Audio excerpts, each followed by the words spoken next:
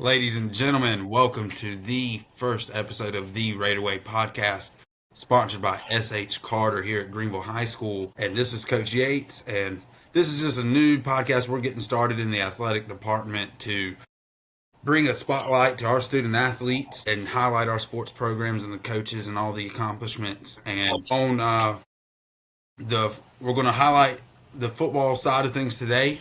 We just concluded the regular season, and we are joined by our head coach, Coach Watson. So, Coach Watson, how's it going, man? Going good, man. Going good.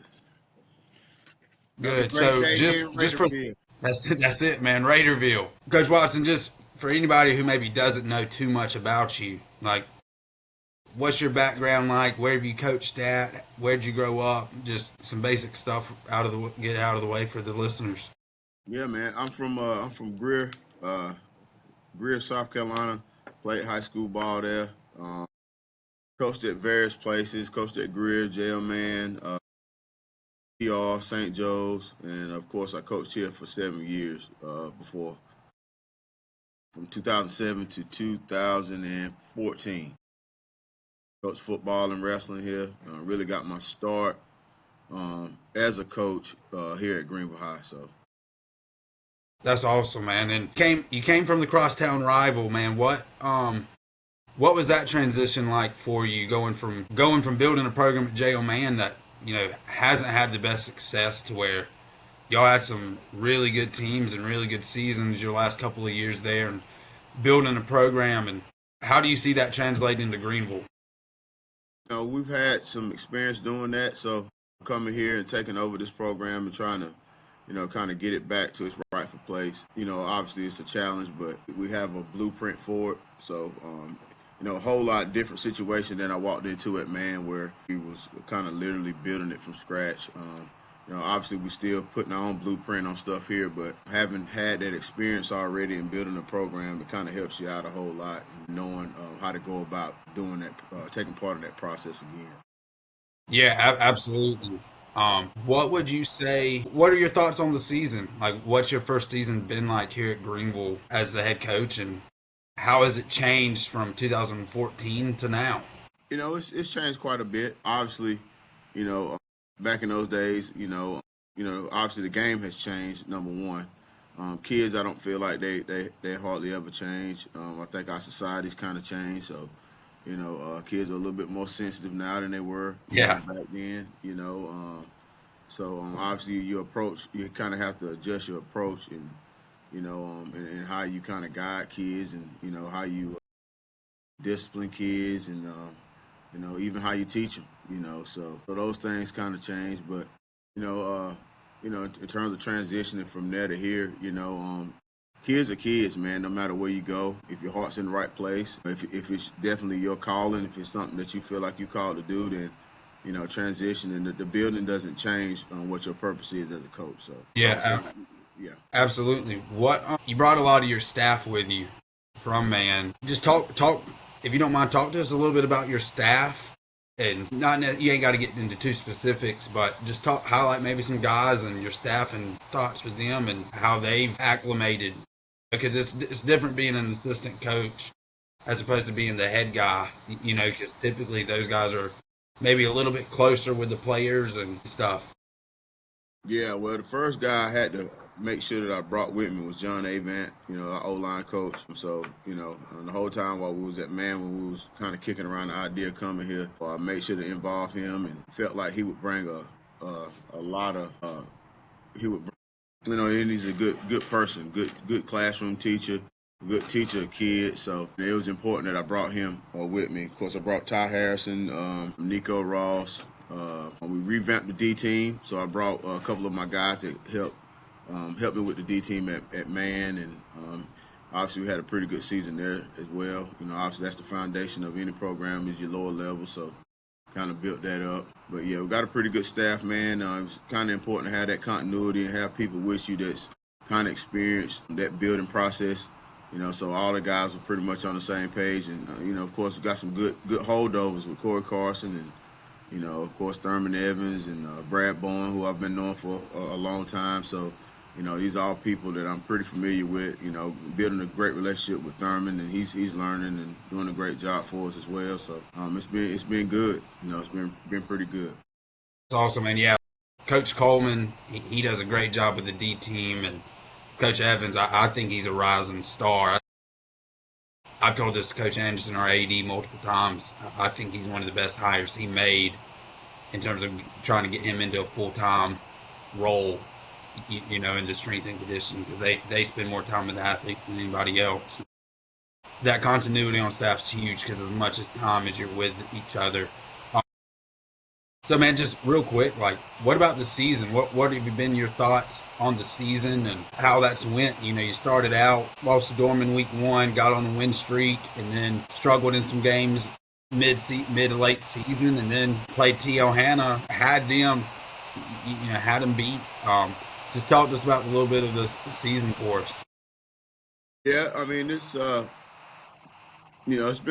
been a kind of an inconsistent journey. I would say you kind of see where the kids can compete with anybody, and I think that we can definitely be possibly one of the last 4 teams remaining. If we play up to our capabilities, you kind of see it. But again, our season is pretty much how I expected it to go, and it pretty much tells the story of you taking over a program, and maybe your footprint, or your fingerprint just is not 100% on it yet. The kids are kind of slowly adapting to our personalities as coaches. You're seeing some of the kids really take on our personalities and kind of embrace the culture that we're trying to build. And then I think that your seniors are the group that are really at a disadvantage when you're taking over something new, because they're kind of stuck in their ways, so to speak. So that's been the biggest challenge, I think, is getting those guys shaped, kind of mentally, and getting those kids to change. But we're seeing some good stuff. I'm very optimistic. Going into this playoff game this week. Really optimistic for the future as well. So, but pretty pleased with how the season has gone. Obviously we had some head scratcher losses, some games where we was, especially with Greenwood, 4-quarter game, 4th quarter, 6 minutes left, you got all the momentum going, and you kind of fall apart. Then you bounce back, beat Malden, and then you have a head scratcher at Hillcrest, where we just didn't show up to play. And then until Hannah lost, that was a heartbreaker. It wasn't meant to be. If it was meant to be, it would have happened for us. We got a little saying, we're gonna be greater later. You can't fail backwards. You got to fail forward. So, you kind of use these experiences, as motivation, and kind of use it as fuel to drive you forward, going into this first round of playoffs. Yeah, no, absolutely. Talking about the playoffs, it's tomorrow night at 7:30 at Serene Stadium. All of Red Raider Nation, we want you there, need you there. The coaches and players, that they feed off that energy, get loud on third downs when the defense is out on the field, all of those things. Coach, talking about the playoff game, and you touched on it, you feel pretty good about it. Talk about Nation Ford a little bit and what you see from them, and maybe how some of the strengths and weaknesses of the matchups that y'all have going forward in that game. Yeah, I mean, they're led by Jake Bentley, the son of Bobby Bentley. We know the great things that he did, as a coach at Burns, and his son is, up and coming, star in coaching. He's a heck of a coach. They've got some good players. Starting with Jaden Scott, receiver, big time guy, 1,200 yards on the year receiving. They're a pass first team. They throw the ball 62% of the time, so they want to get the ball stretched down the field vertically. So they'll create some challenges. Defensively, I think we'll be able to to move the ball pretty consistently against them. But they've been in every game. They've been in some tight games. They've lost 6 games, but they've put up points. In almost all of those games. They're going to present some challenges, especially throwing the ball. But for us defensively, I think that's something that we'll come accustomed to seeing. We see spread teams almost every week. We're a spread team myself. We throw the ball too. I like our chances tomorrow, but still got to go out and play the game. Absolutely, man. Games aren't won on paper, and No. you know, has there been any surprises, positive or negative, through the season? And it could be personnel where maybe you didn't, maybe a player exceeded your expectations. Had any of those type surprises, and just maybe you thought you were going to be really good at something, and it's not where you want it to be, and vice versa. Yeah, I think two of our biggest surprises have been our punter and our kicker, right? Alex Woodhouse. I don't think he played last year. Soccer guy. He's done a heck of a job for us, kicking PATs, and he hasn't had many opportunities to kick field goals, but I want to say he's 100% on the year. He's kicked some pretty clutch field goals for us. Made a big one last Friday night. Made a big one last Friday. Made a big one against Gaffney during the regular season. Yeah. And Will Major, man. Will's averaging 41.5 yards per punt, which is huge in flipping the field and maintaining a good field position. So he's done a great job. Those guys have been huge for us this year. And then, offensively, of course, Keyshawn Farrow is doing a great job for us. He's a young kid, 10th grade kid. Had some highs, had some lows, but I think the good kind of outweigh the bad with that kid. He's got a huge upside. DeAndre Dogan at running back, probably one of the smallest guys in 5A football at any position. He's rushed for over 500 yards. It's a tough, in between the tackles runner, believe it or not, at 130 pounds, soaking wet. So you're going to feel all 130 pounds of him when he's running. He brings that fire. He brings it every time he runs the ball, and he's fast. He's been doing a good job catching the ball out the backfield.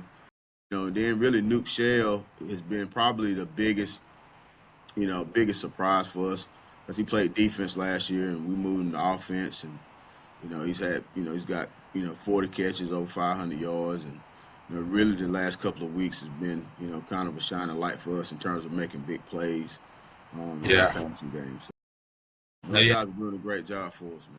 Absolutely, man, and you've got some talent on the defensive side of the ball. A lot of people know about Jamarion McKinney and Frank Whitley. Yeah. Their offers. What do you think?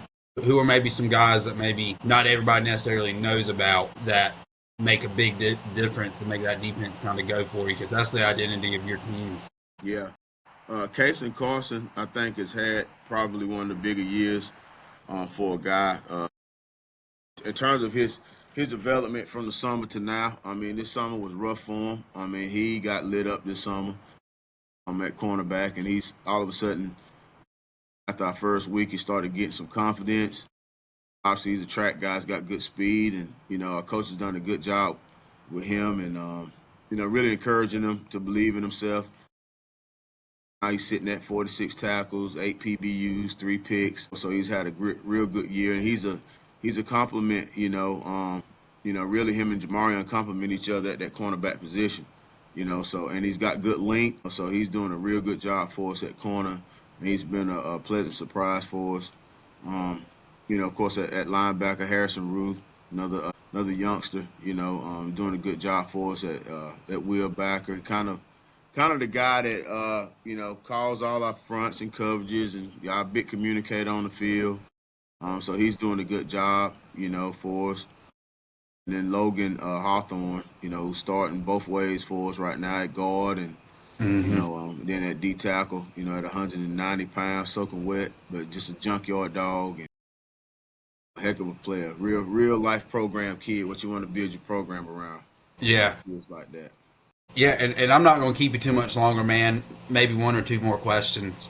What would you say when y'all took over this program? What was the biggest thing you wanted to switch? What was the biggest thing you wanted to flip that you identified? And you were like, if we're going to have a successful program and we're going to have a successful season, we've got to do this.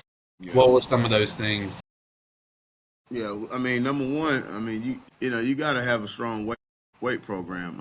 For a contact sport, man, and then the culture of the weight room, right? How you go about lifting, right? We do everything on the whistle, right? We try to be in unison, to try to build that, that continuity with your team, right? So we do everything from a disciplined base. So, The weight room is huge, and then just building relationships, man. Like kids won't play for you if they don't like you a little bit, right? They in this day and age, the kids need to like you a little bit. They need to Yeah. like you. So, you need to build relationships with them. You can't be serious all the time. And then me coming in as a new guy with these kids, it was important for me, to get to know them, crack jokes with them, and at the same time push them, to be the best that they could be. When you do that, they'll play for you. So step one was the weight room, and then shoot, man, commitment all the way across the board. We started in March doing practices at 6 a.m. And people say, well, why would you want to do football at 6 a.m. in March when it's cold? Well, for us, it wasn't necessarily about the ball, right? It was about seeing who was going to be committed, seeing who really loved football, and just kind of gauging where the commitment level was in terms of them wanting to be a part of football. So all those things have been key for us. Absolutely, man. Well, Coach Watson, man, I appreciate your time. We're going to wrap it up here, and fans, show out tomorrow night, 7:30, Serene Stadium versus Nation Ford. Need a big crowd, and we're going to try to do this every week and highlight different coaches, different fall sports, winter sports, spring sports, and athletes and stuff. But Coach Watson, man, I appreciate your time. Yeah, man. Appreciate you, Coach. Yes, sir. Thank you, man. All right.